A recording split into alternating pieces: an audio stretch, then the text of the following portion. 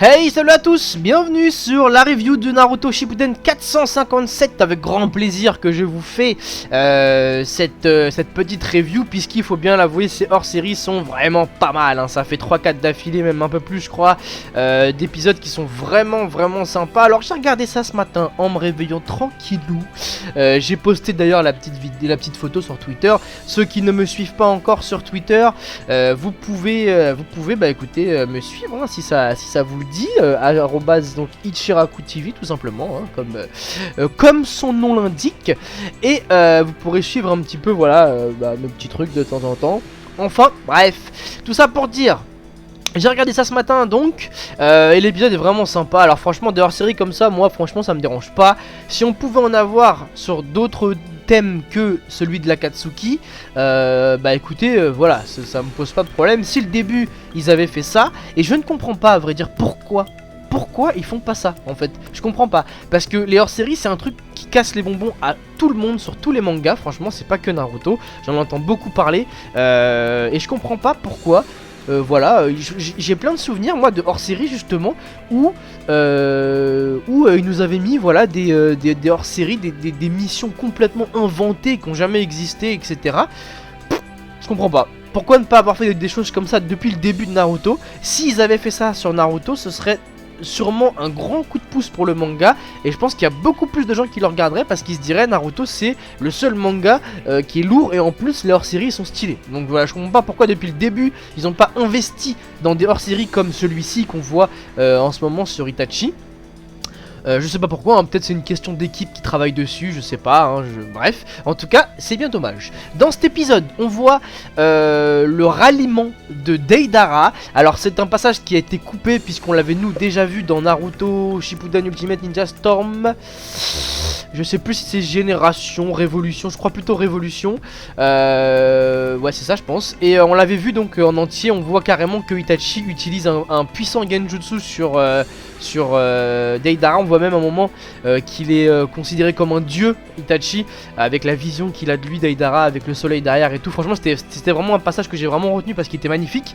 Donc on voit donc le ralliement de Deidara qui va faire équipe avec Sasori, donc comme vous le savez tous bien sûr, et leur mission est d'aller chercher le petit filou d'Orochimaru. Alors il y en a plusieurs d'entre vous qui ont été très perspicaces puisqu'ils savaient que la créature qu'il allait réanimer était le Sandaime Kazekage. Je tiens aussi à préciser que c'est la première fois qu'on le voit vraiment, le perso. On l'a déjà vu dans des flashbacks, dans des pensées ou quoi, mais là c'est la première fois qu'on le voit vraiment en action comme ça.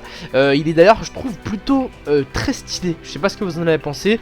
Obligatoirement, vous me connaissez, moi direct j'ai pensé à le mettre dans un Storm, hein, vous connaissez, hein, moi dès que j'aime bien un perso, bim, il intègre direct le rooster d'un futur Storm. Donc il est vraiment pas mal, hein, franchement, avec son espèce de technique de limaille un peu noire. Enfin bon, c'est clairement ce qu'utilise la marionnette de Sasori. Donc un combat s'ensuit entre justement le faux Kazekage et le vrai. Bon, bien entendu, le match n'aboutit pas puisque le Kazekage est un Edo Tensei, donc intuable, et la marionnette de Sasori, on sait qu'elle a duré jusqu'à l'affrontement avec Sakura-chan.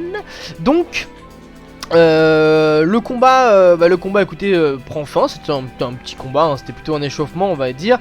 Orochimaru arrive à s'enfuir et par la suite de l'épisode justement c'est une nouvelle recrue qu'on va amener dans l'Akatsuki, à savoir Hidan. Alors Hidan MDR, le mec il a un manteau avec une fourrure et tout, franchement trop marrant le personnage, j'avoue. On l'avait jamais vu comme ça non plus, hein. Ça c'est sûr par contre qu'on l'avait jamais vu avec cette tenue. Et là il est là donc tranquille avec sa petite veste, son petit débardeur, tranquillou. Il est marrant, comme on le connaît, un moitié marrant, un moitié fou. Et c'est Kakuzu qui s'occupe de lui, voilà, il teste un petit peu ses capacités. Donc c'est là que Itachi et les autres comprennent un petit peu quelle est vraiment sa spécificité. À savoir, donc vous le savez, Hidan est immortel, tout simplement. Immortel, et en plus il fait donc des rituels avec Jashin pour tuer ses ennemis à distance. Voilà, d'ailleurs en parlant d'Hidan,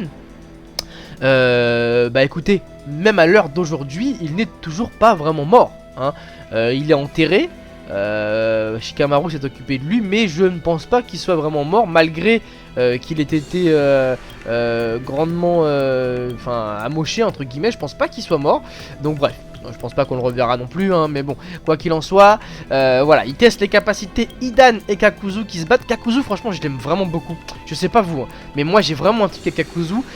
Sa voix déjà me plaît beaucoup.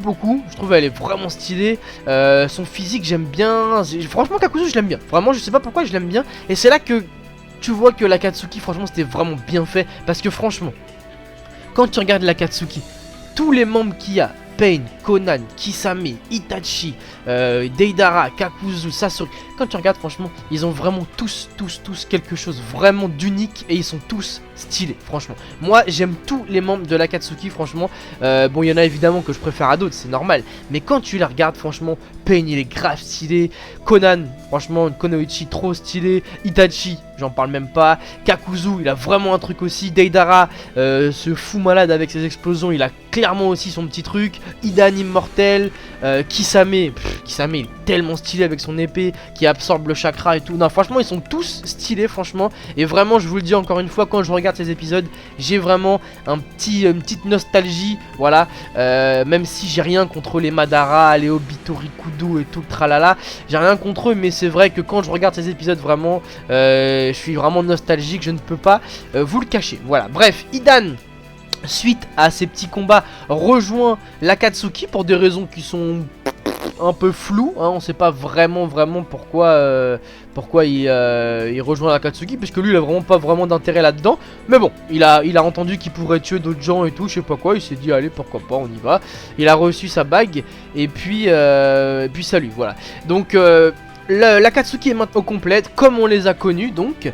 Et vers la fin d'épisode donc on nous annonce, c'est là qu'un peu qu'on peut se situer au niveau de l'espace-temps dans Naruto, que Orochimaru donc a colonisé, j'allais dire n'importe quoi, j'ai regardé leur partage hier, ça m'a un petit peu travaillé. Orochimaru donc a attaqué Konoha, a tué le Sandaime, a causé beaucoup de dégâts. Et on voit Itachi bien évidemment qui se propose pour aller voir ça. Il y va en tandem avec notre Kisame justement. Et on le voit à la fin, super stylé, regarder un œil sur Konoha et se poser la question, est-ce que Sasuke est bien sain et sauf. Magnifique fin d'épisode, et l'épisode en lui-même était super stylé. Donc voilà, vous le savez, Itachi a fait tout ça pour son frère. Et il garde toujours un œil sur lui. Donc là on peut se situer à peu près où est-ce qu'on en est. Donc c'est à l'attaque de Orochimaru. Et dans la preview justement, on le voit donc carrément débarquer à Konoha, se battre avec aussi Naruto et Sasuke dans l'espèce de ventre de grenouille. Ça tout le monde s'en rappelle je pense. Et si je ne m'abuse, normalement on verra aussi, sauf s'ils l'ont coupé, on verra aussi le combat, toute première rencontre Itachi Kakashi. Voilà. Et on voit même que dans la preview ça va aller très vite, parce qu'on voit déjà le combat final Sasuke Itachi, et même le Itachi Edo avec Sasuke Mangekyo éternel. Voilà, donc le prochain épisode je sais pas trop comment il va se passer. Je sais pas si c'est un double épisode ou un simple ou je sais pas quoi, mais en tout cas le prochain épisode ça va mettre un petit coup d'accélération en ce qui concerne Itachi. Voilà, quoi qu'il en soit, épisode plutôt stylé, hein, je pense qu'on peut pas le nier. Voilà, on a eu l'intégration de Deidara dans l'Akatsuki, un petit combat avec le quatrième Kazekage de la part d'Orochimaru, l'intégration aussi de Hidan, la création de toute l'Akatsuki finale, et à la fin à Konoha. Voilà, donc franchement épisode super stylé, je le redis encore, ce hors série là on en veut plus. Je pense que vous êtes aussi du même avis, donc n'hésitez pas à commenter. Je lis toujours vos commentaires avant de faire une review, donc n'hésitez pas à commenter et à exprimer écoutez, votre avis sur ces petits hors série. Voilà, écoutez, à la semaine prochaine, on se donne rendez-vous pour le 458 et bon week-end à tous.